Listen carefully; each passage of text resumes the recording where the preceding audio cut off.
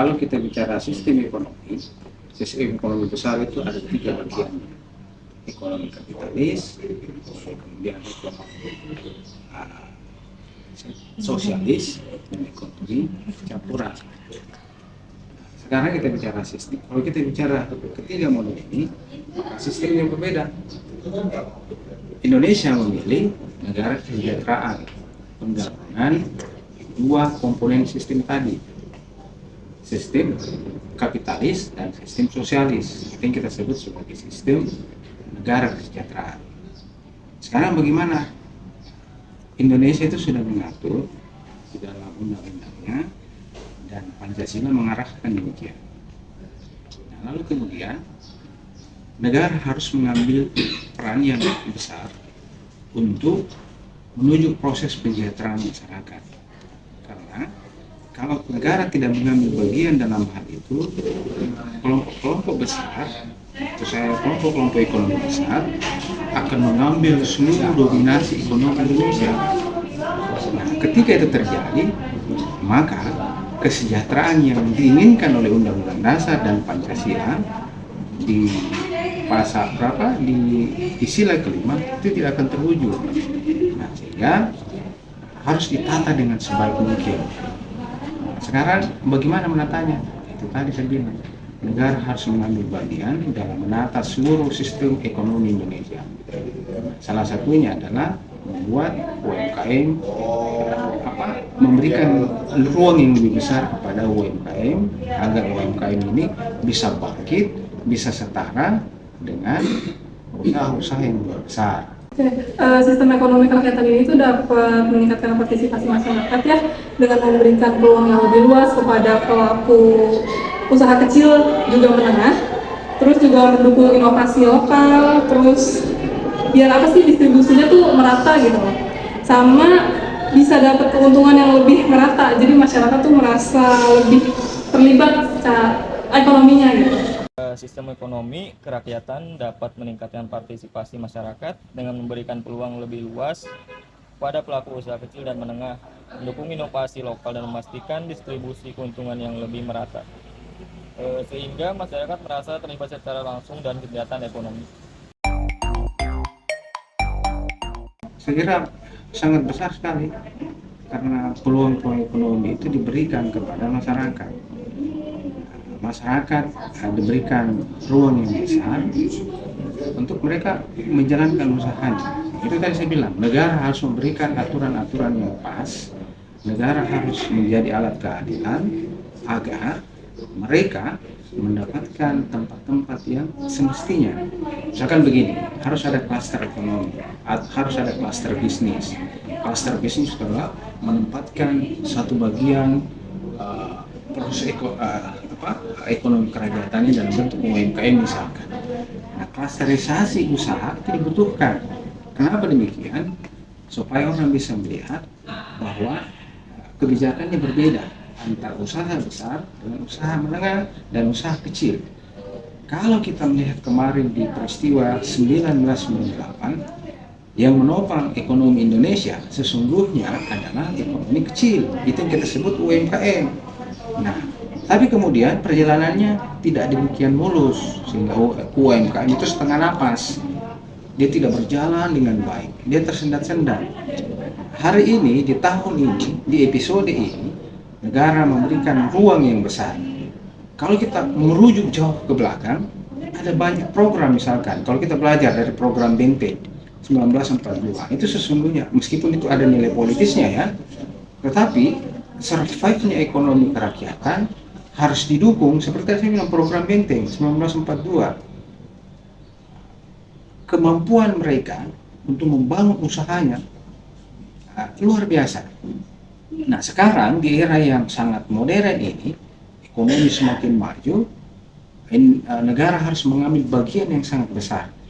Lagi-lagi kita beranjak kepada Undang-Undang Dasar 45 yang membahas tentang pemerataan ekonomi.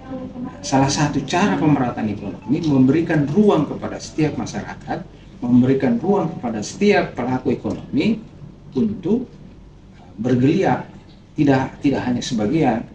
Saya kira teman-teman bisa melihat petakannya hari ini, bagaimana sesungguhnya dominasi kelompok besar.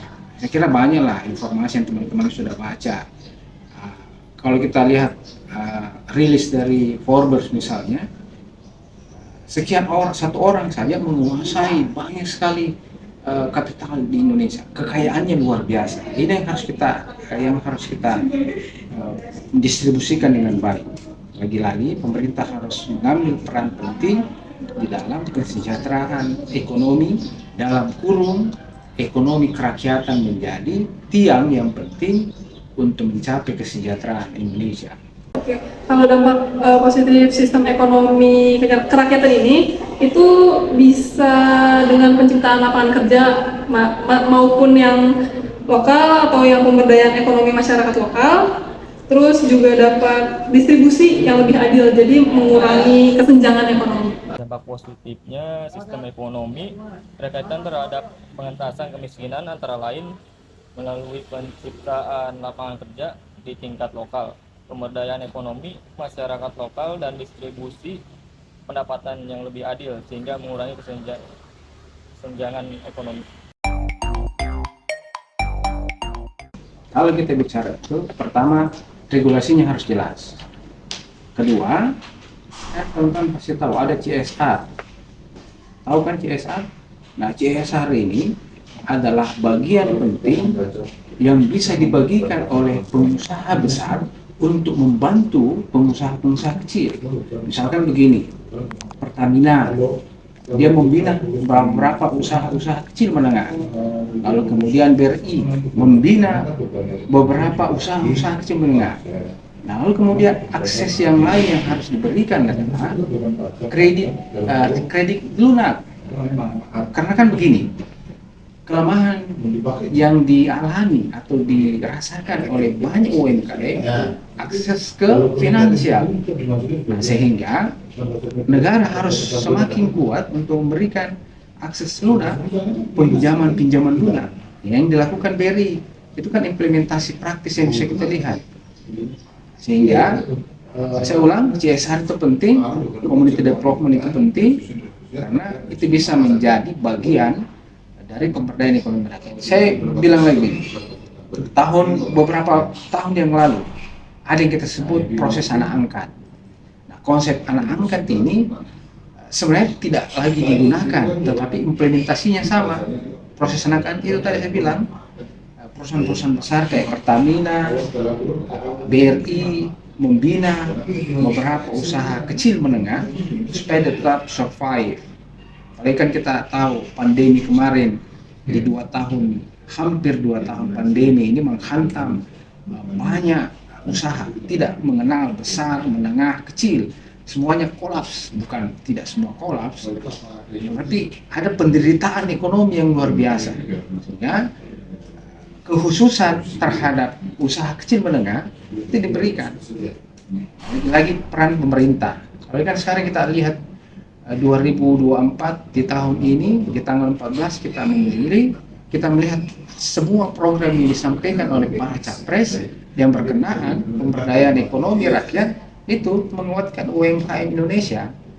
Tujuannya adalah Indonesia sejahtera dengan kemampuan usaha kecil menengah Indonesia. Jadi mungkin bisa dilakukan pelatihan pembinaan dengan kapasitas usaha lokal gitu, serta memastikan akses ke pasar tuh lebih adil gitu, jadi nggak ada kesenjangan. Terus sektor swasta itu bisa berperan dengan memberikan dukungan finansial, terus berkolaborasi dengan pelaku usaha lokal dan integrasi prinsip-prinsip keberlanjutan dalam operasional usaha mereka. Upaya konkret yang dapat dilakukan oleh pemerintah termasuk penyediaan kebijakan dan insentif yang mendukung pelaku usaha kecil dan menengah, pembinaan dan pelatihan untuk meningkatkan kapasitas pengusaha lokal serta memastikan akses ke pasar yang lebih adil. Sektor swasta dapat berperan dengan memberikan dukungan finansial, berkolaborasi dengan pelaku usaha lokal dan mengintegrasikan prinsip-prinsip keberlanjutan dan operasional mereka.